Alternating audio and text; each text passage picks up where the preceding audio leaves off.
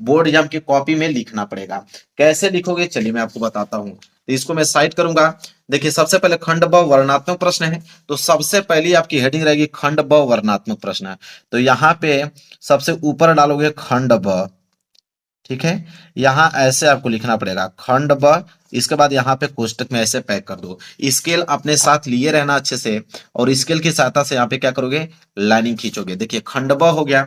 खंड ब के नीचे वर्णात्मक प्रश्न एक लाइन छोड़ देना है, वर्णात्मक प्रश्न यहाँ पे आपको डालना है, ठीक है।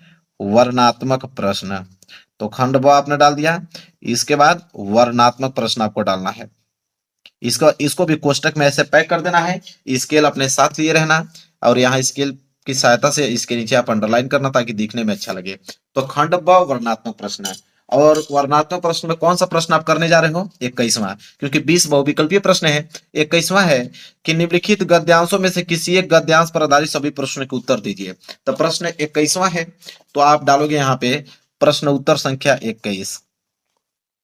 तो एक लाइन छोड़कर आप बिल्कुल सुस्पष्ट एकदम दिखने में फ्रेश लगे, प्रश्न उत्तर संख्या 21, तो आप यहां डालोगे प्रश्न उत्तर संख्या 21, जैसे मैं यहां डाल रहा हूं। इसके बाद स्केल अपने पास लिए रहना, और स्केल की सहायता से इसके नीचे क्या करना, अंडरलाइनिंग करना, जैसे मैं यहाँ पे कर रहा हूं ताकि दिखने में अच्छा लगे। तो प्रश्न उत्तर संख्या 21 हो गया।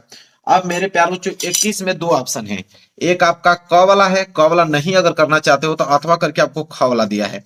तो आप क वाला करना चाहते हो कि ख वाला, अगर आप क वाला करना चाहते हो तो आप यहाँ पे लिखोगे मेरे प्यार बच्चों क वाला करना चाहते हो तो क लिखोगे, फिर ऐसे क्रॉस कर चिन्ह लगाओगे। इसके बाद आप लिखोगे संकेत, क्या लिखोगे, संकेत लिखोगे। संकेत क्या होता है मैं भी आपको बताता हूं, संकेत आपको लिखना जरूरी है, और इसके नीचे स्केल की सहायता से अंडरलाइन कर दीजिएगा। संकेत का मतलब ये चीज होता है, संकेत कैसे लिखा जाता है, देखिए जैसे ये वाला गद्यांश आपको करना है, तो संकेत का मतलब कि अश्वारोही पास आया, शुरू की लाइनिंग उठा लो, फिर डॉट डॉट डॉट डॉट करते हुए गृह में जाती हूं, इतना लिखना है। तो अश्वारोही पास आया, तो आप यहां पे लिखोगे कि अश्वारोही पास आया, तो लिखोगे यहाँ पे अश्वारोही पास आया। शुरू के दो लाइन आपको लिखना है, अश्वारोही पास आया, तो अश्वारोही पास आया। देखिए पूरा डिटेल में बता रहा हूं, ऐसा ही आपको करना है। इसके बाद डॉट डॉट डॉट डॉट करते जाओगे, और फिर लास्ट की लाइन क्या था कि जाती हूं, इतना भी लिख दोगे तो काम बन जाएगा, जाती हूं।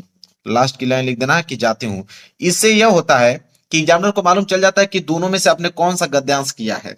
तो अस्वर वही पास आया, जाती हूं, ठीक है। अब इसके नीचे दिए गए प्रश्नों का उत्तर आपको लिखना पड़ेगा। कैसे, देखिए तीन प्रश्न है, पहला दूसरा तीसरा। पहला है कि उपयुक्त गद्यांश का संदर्भ लिखिए, ठीक है।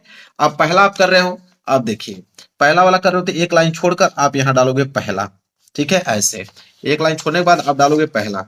अब देखिए कैसे पहला आपको करते हैं, मैं आपको बताता हूं। देखिए संदर्भ करने का तरीका क्या है, उसमें बोला है कि संदर्भ लिखे।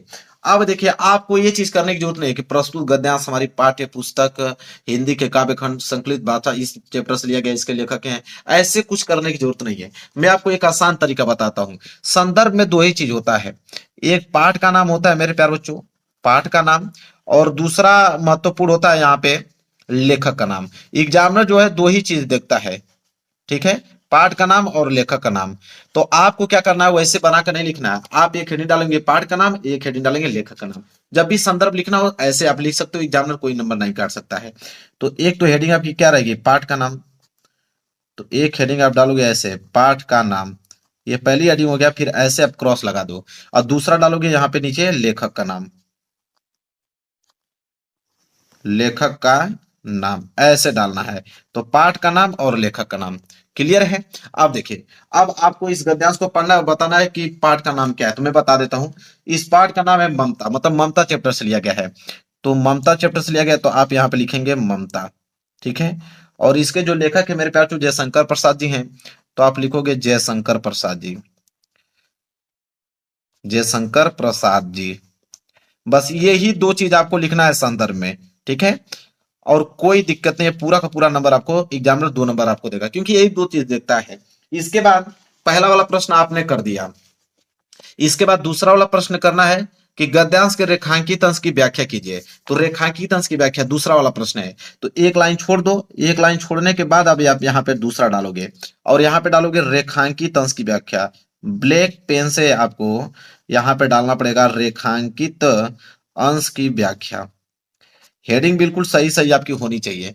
तो रेखांकित अंश की व्याख्या, ये हेडिंग आप बनाओगे। और स्केल की सहायता से मेरे प्यारों चो इसके नीचे आप क्या करोगे, अंडरलाइन, जैसे मैं कर रहा हूं यहाँ पे। स्केल ले लीजिएगा और इसके नीचे आप करिएगा अंडरलाइन। देखिए अब रेखांकित अंश की व्याख्या में आप लिख दीजिएगा जो भी इसका व्याख्या आप करना चाहते हैं, जो भी इसका व्याख्या है सही, कि श्री जयशंकर प्रसाद जी कहते हैं या लेखक कहते हैं, ऐसे लिख सकते हैं।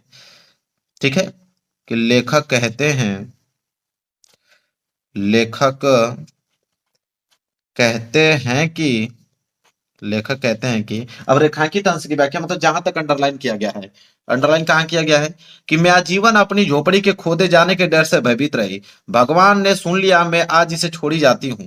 ठीक है, अब तुम इसका मकान बनाओ या महल में अपने चिर विश्राम गृह में जाती हूँ। अब जहां तक अंडरलाइन किया गया इसका व्याख्या बताना है, तो आप अपना व्याख्या जो भी है याद है आपको, उसके सामने उसी तरह लिखते क्या कीजिएगा, चलते चले जाइएगा, लिखते चलते चले जाइएगा। अब मेरे प्यारे बच्चों एक चीज और मैं बताता हूं। अब ये क्या होगा कि जब इसे लिखोगे तो ये आपका पेज जो है पहला, ये भर जाएगा। जब आपका पहला पेज भर जा रहा है तो ब्लैक पेन से आप यहाँ कॉर्नर में लिख दीजिए पीटीओ। पीटीओ का मतलब होता है पेज टर्न ओवर। पीटीओ लिख देंगे। इसके बाद मेरे प्यारों चो इस पेज को आप पलट दीजिए। ठीक है, पेज को आपने पलट दिया। पेज को पलटने के बाद एक प्रश्न और बचा था, तो एक प्रश्न और बचा था तीसरा, तो आप यहाँ पे ऐसे लिख सकते हैं तीसरा। अब तीसरा वाले प्रश्न भी जो पूछा गया है उसको आप कर दीजिएगा। जैसे यहाँ बोला है कि ममता के आजीवन भयभीत रहने का क्या कारण था। ठीक है, तो आप मेरे प्यारों चो यहाँ पे इसका आंसर आप लिख दीजिएगा कि ममता आजीवन, यहाँ पे इसका आंसर ऐसे आप लिख दीजिएगा कि ममता आजीवन, ममता आजीवन अपनी झोपड़ी,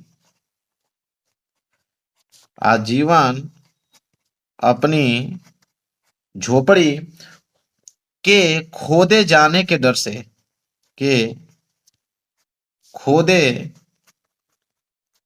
जाने के डर से या भय से, जाने के भय से या डर से लिख सकते हो, भय मतलब डर होता है, भय से भयभीत रही, भयभीत रही। बस अब ये हो गया आपका कंप्लीट। एग्जामिनर 2 नंबर दे देगा। अब मेरे प्यारे जो प्रश्न उत्तर आप 22 करने वाले हो, तो 22 करने वाले हो तो एक लाइन आपको छोड़ देना है। एक लाइन या 2 लाइन, कम से कम 2 लाइन आप छोड़ दो। 2 लाइन छोड़ने के बाद प्रश्न उत्तर संख्या 22 आप यहाँ पे डालिए। ठीक है, 2 लाइन आप छोड़ दीजिए ताकि दिखने में अच्छा लगे। इसके बाद अगली हेडिंग आप बनाओगे प्रश्न उत्तर संख्या 22।